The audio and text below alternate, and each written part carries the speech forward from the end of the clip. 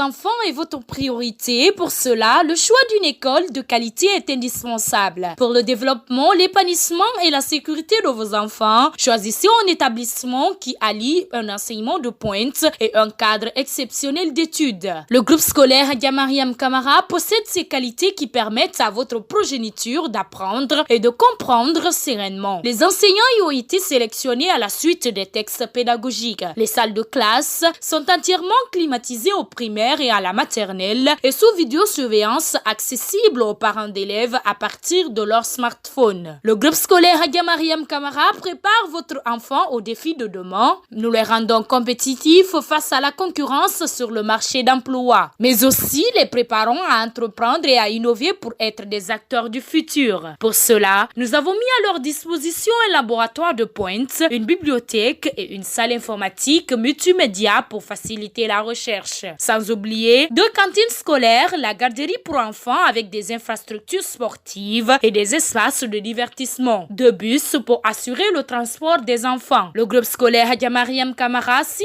à Dubreka, quartier Simbaya, une opportunité pour l'éducation de vos enfants. Car au groupe scolaire Hadja Mariam Kamara, notre challenge est leur avenir. Valeureux et valeureux téléspectateurs, bonsoir. Bienvenue dans votre émission École Guinéenne sur la télévision nationale, la chaîne mère des médias guinéens. Aujourd'hui, nous sommes dans la préfecture de Koya, plus précisément à Hafaka, dans le quartier Somaya Cité. Et aujourd'hui, l'émission École Guinéenne s'articule sur une partie intéressante de la physique, la mécanique. Et quelle partie? Pour le fixe, pour le mobile, le treuil, le palan.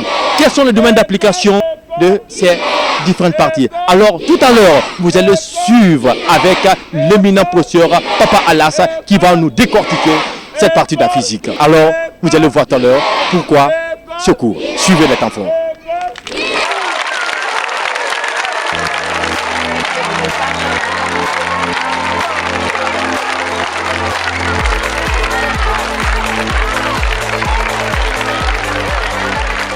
On est dans les préparatifs des examens de fin d'année. Et vous savez, la mécanique, c'est le 3e chapitre de votre programme de physique. Et ce matin, nous avons la chance de voir l'étude des poulies. Et la poulie, c'est un système de transmission d'une force appliquée dans le but de soulever une charge. Donc la transmission d'énergie sous forme de travail. Pour ça, je vais essayer de commencer par la poulie fixe. Comme c'est une roue, j'essaye de tracer la poulie. Voilà, c'est la poulie. C'est une roue qui est munie d'une gorge qu'on appelle réa. Et ce qu'on appelle la chape. La chape au bout de laquelle il y a un crochet. Ce crochet va être accroché à l'axe de rotation de la poulie et qu'on appelle l'essieu. On l'appelle l'essieu ou axe de rotation. Vous avez vu comment la poulie est accrochée? Alors, à travers la gorge de cette poulie, on fait passer un fil. Mais ça doit être un fil inextensible, qui n'est pas élastique. Comme les caoutchoucs, comme les fils de lance-pierre, ça ne doit pas être élastique. Donc c'est un fil inextensible. À partir de là, à l'autre extrémité du fil, on accroche une charge. Et à partir de l'autre extrémité, l'ouvrier va essayer de tirer, histoire de faire monter cette charge. Voici l'ouvrier. Voici l'ouvrier.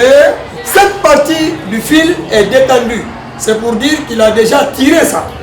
Et on appelle ça la longueur de corde tirée.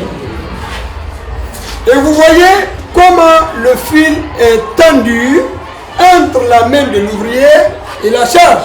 C'est parce que la charge possède une masse, par conséquent un poids, qui s'oppose à la montée.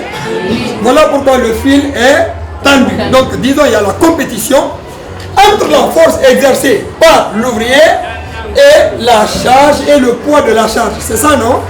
Ainsi, nous allons parler des différentes forces agissantes. Ça, c'est la force exercée par l'ouvrier. Elle est dirigée vers l'ouvrier parce qu'il tire comme ça. Et la poulie se charge de transmettre cette force de l'autre côté de la charge, donc du fil. Et aussitôt, on voit la charge monter. Aussitôt, on voit la charge monter. En principe, l'ouvrier devait être par là et tirer comme si on puisait de l'eau au puits. Vous venez, vous vous arrêtez et vous tirez comme ça. Pour que la charge monte, il faut qu'on tire. Donc, il n'y a rien entre la charge et l'utilisateur. Donc, on tire comme ça vers le haut. Mais ici, qu'est-ce que nous remarquons? Il tire vers le bas, mais l'objet monte. N'est-ce pas? Maintenant, qu'est-ce qui fait tendre le fil? C'est parce que la charge a une masse et cette masse va engendrer un poids. Et ce poids P, dirigé vers le bas et verticalement, a pour formule P égale à quoi? M fois G. Très bien. Lorsque l'ouvrier tire le fil de 2 mètres, la charge aussi va monter de 2 mètres. C'est ça. L'ouvrier tire le fil de 5 mètres, c'est que la charge va monter aussi de 5 mètres. Très bien. Donc ça veut dire quoi? Pour une charge qui a un poids de 10 newtons, il faut que l'ouvrier ait aussi 10 newtons pour que la charge monte. Hein? Oui. Conséquence, la charge va quitter ici, au niveau du point A, et va remonter jusqu'au niveau du point B, décrivant ainsi cette hauteur. Donc cette hauteur s'appelle H. Mais comme tout est actionné à partir de l'ouvrier, pour que la charge soit en mouvement, il faudrait bien que l'ouvrier soit en mouvement. Ça veut dire que c'est l'ouvrier qui commence tout, non? Voilà pourquoi on va appeler la partie de l'ouvrier entrée et la partie de la charge sortie. Ainsi, toutes les grandeurs qui sont là vont prendre l'indice sortie et les grandeurs qui sont là vont prendre l'indice entrée. Voilà pourquoi la force exercée par l'ouvrier sur le câble, histoire de faire monter la charge, s'appelle force d'entrée, et la longueur de corde qu'il tire s'appelle aussi la longueur d'entrée. On est d'accord? Oui. Très bien. En vecteur, les deux forces là sont opposées, parce que la force Fs souhaiterait que la charge monte, alors que le poids souhaiterait que l'objet descende, parce que dès qu'on va couper le fil là, l'objet là va tomber en chute libre. Oui ou non? Oui. Donc les deux en vecteur, comme il faut tenir compte du sens, sont opposés. Mais en intensité, c'est la même chose. Si le poids pèse 50 newtons, c'est que la force de sortie est égale à 50 newtons. Très bien. Donc, ça, c'est la longueur de sortie. Mais qu'est-ce qu'on vient de dire? On vient de dire que lorsque l'une tire la corde de 2 mètres, l'objet va monter de combien de mètres? 2 mètres. Ah, donc, ça veut dire quoi? La longueur d'entrée est égale à la longueur de sortie. Et la longueur de sortie n'est rien d'autre que la hauteur. Merci. S'il exerce 50 newtons sur le fil, ça veut dire que le poids aussi pèse combien de newtons? 50 newtons. Donc FE est égal à quoi? Fs. Par rapport à ça, nous avons deux équations ici, numéro 1 et numéro 2. Si nous faisons le produit des deux là, à partir du moment où les deux là sont les mêmes, le produit des deux là est égal au produit des deux là, n'est-ce pas? Oui. Ainsi, FE fois LE égale à FS fois LS. Mais que représente le produit? Force fois la distance.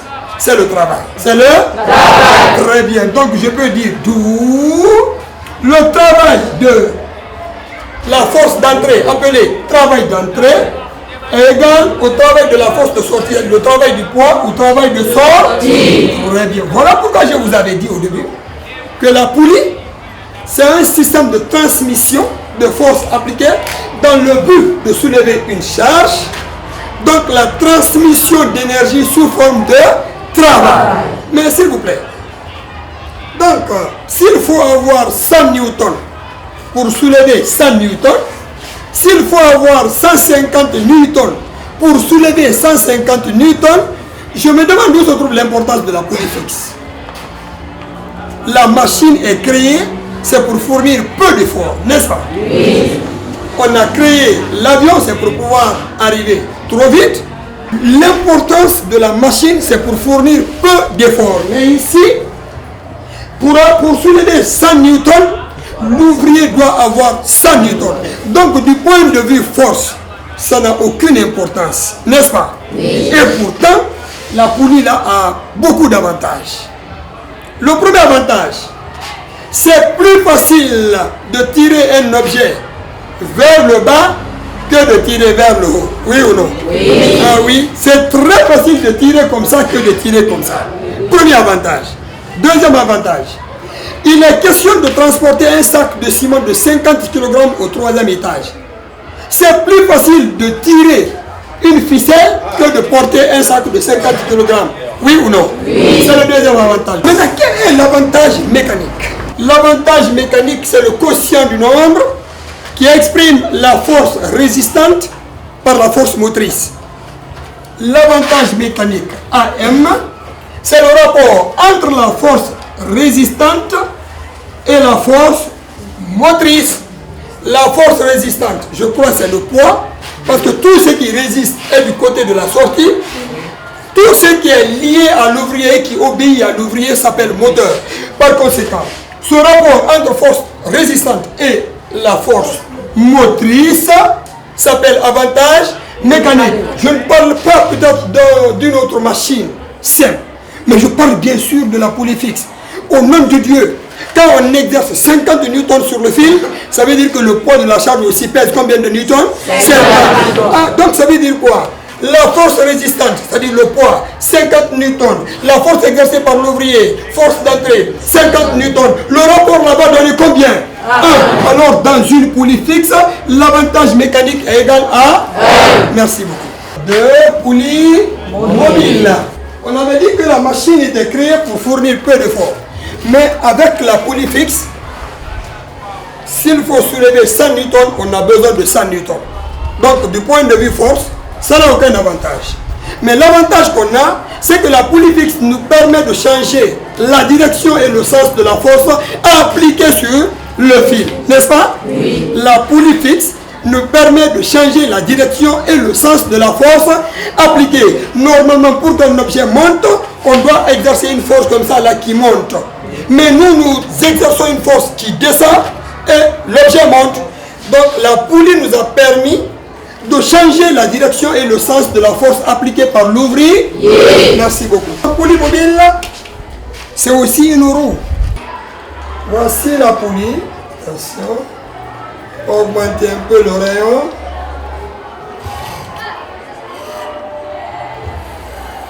Bien. Nous avons une poulie fixe. Tout le monde suit, hein? Oui, monsieur. Cette poulie-là, elle est accrochée. Elle est accrochée. Et l'autre est mobile.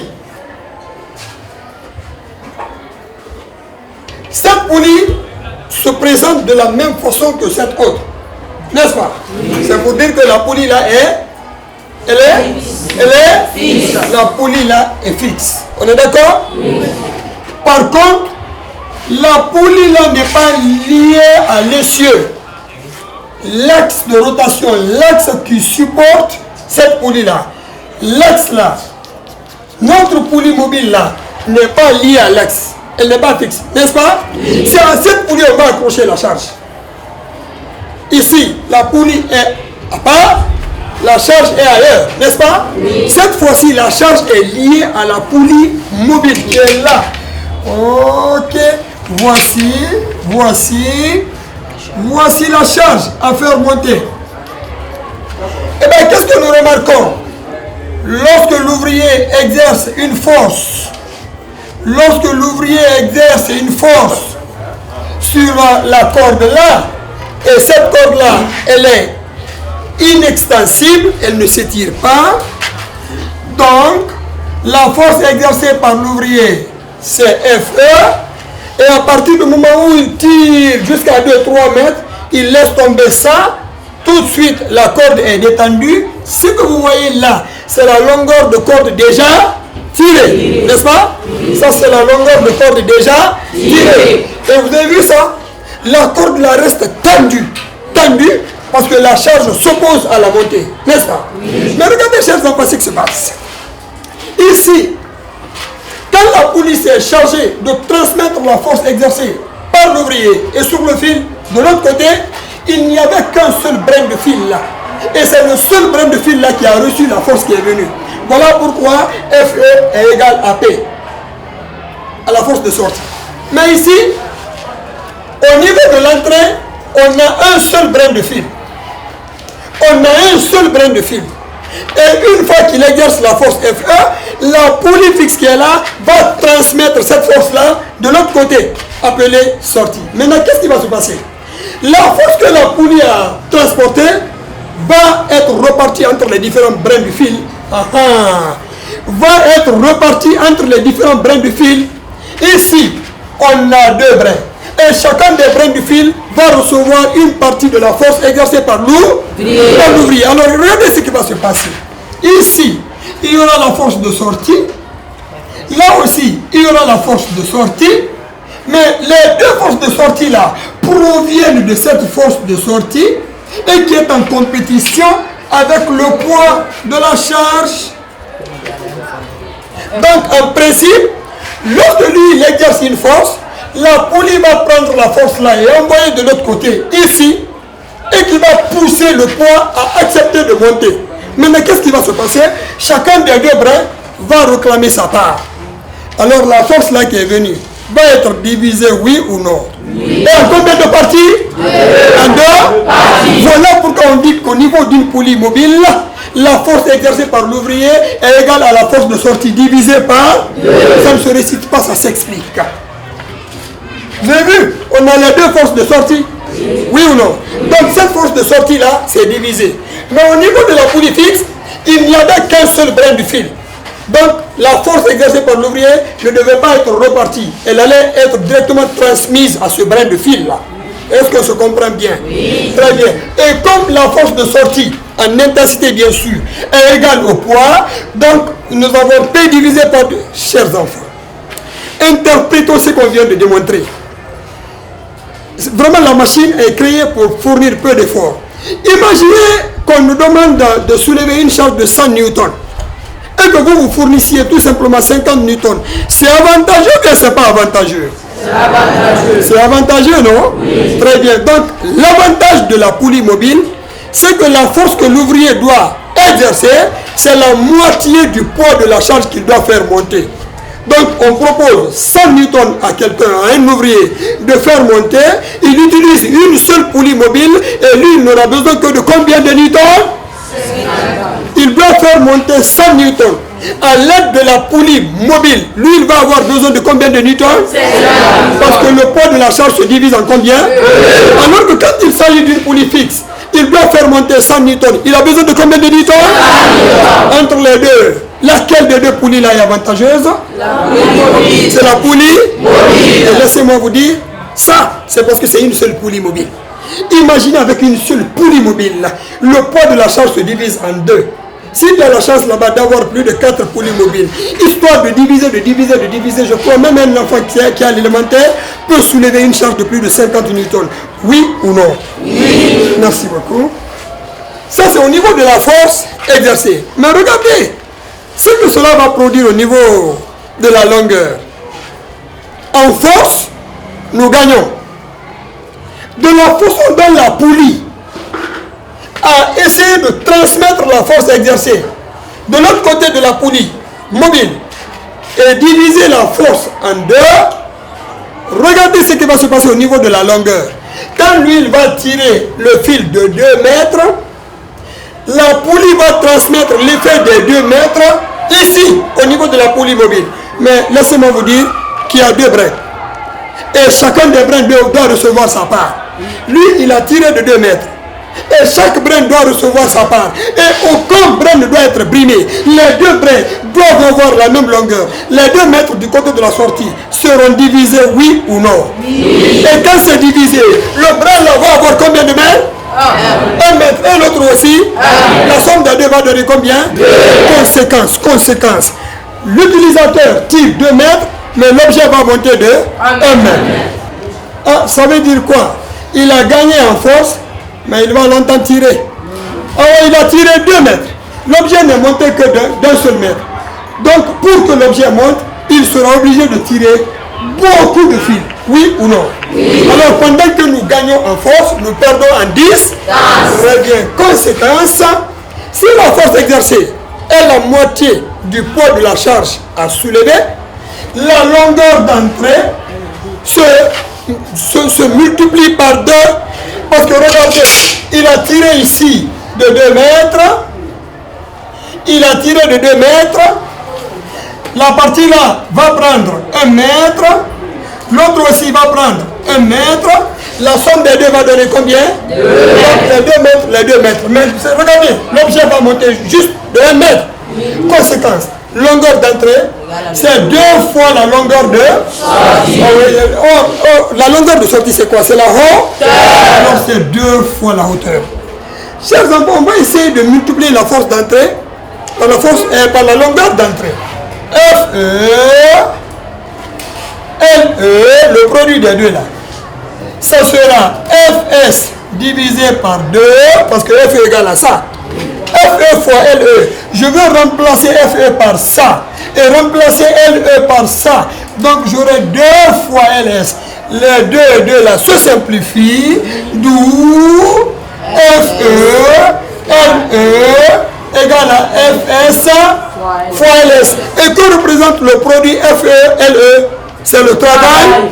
C'est le travail d'entrée. C'est le travail d'entrée. Et que représente FSLS? C'est le travail de sortie. C'est le travail de sortie. Voilà pourquoi à l'entame, je vous avais dit que la poulie était un système de transmission d'énergie sous forme de travail. Est-ce qu'on est d'accord? Oui. Alors, chers téléspectateurs, comme je vous le disais à l'entame de cette émission, nous sommes toujours à Afat. Vous venez de suivre les démonstrations en physique sur la mécanique, une partie charnière du programme de la 10e. Alors aujourd'hui, qu'est-ce qui vous a poussé à donner ce cours? Quel est l'impact par rapport à la vie pratique? Merci beaucoup. D'abord, je vais essayer de définir c'est quoi la mécanique. La mécanique en tant que science, c'est une branche de la physique qui s'occupe de l'étude des mouvements, des corps, leur déformation, mais aussi les états d'équilibre des systèmes physiques, depuis les particules subatomiques, à savoir les atomes, les neutrons, les protons, les électrons, jusqu'au niveau des galaxies. En 10e, la mécanique vient en 3e position. Après l'optique géométrique, l'électricité, notamment sur les dipôles résistifs, c'est la mécanique qui vient. Au niveau de la mécanique, la première partie de ce chapitre, c'est l'étude des poulies ou l'étude des machines simples. Comment utiliser les machines simples, histoire de soulever des charges. Donc, je sais que ça vient souvent au brevet et les enfants rencontrent pas mal de difficultés quand ils sont... D'une part, ce n'est pas lié à la mauvaise compréhension ou bien l'incompétence de certains enseignants par rapport à ce cours. Oui. Parce que c'est aujourd'hui, moi, j'ai compris un peu détaillé par rapport à ces cours. Oui. Et quel est le domaine d'application pratique de cette partie-là? Très bien. Les poulies sont utilisées dans des grands magasins de stockage. Dans les grands magasins, on ne va pas se lever à prendre la charge et envoyer. On utilise le treuil. Le treuil, c'est au niveau des machines simples. On utilise des poulies mobiles dans les garages, histoire d'enlever le moteur. Pour soulever le moteur d'un véhicule, imaginez combien de fois cela pèse lourd. Aussi la construction. Pendant la construction des immeubles, mieux vaut utiliser les poulies, histoire d'envoyer des briques, des sables au 2e, 3e, 5e étage que de prendre le seau sur la tête et aller jusqu'au 3e étage. On utilise...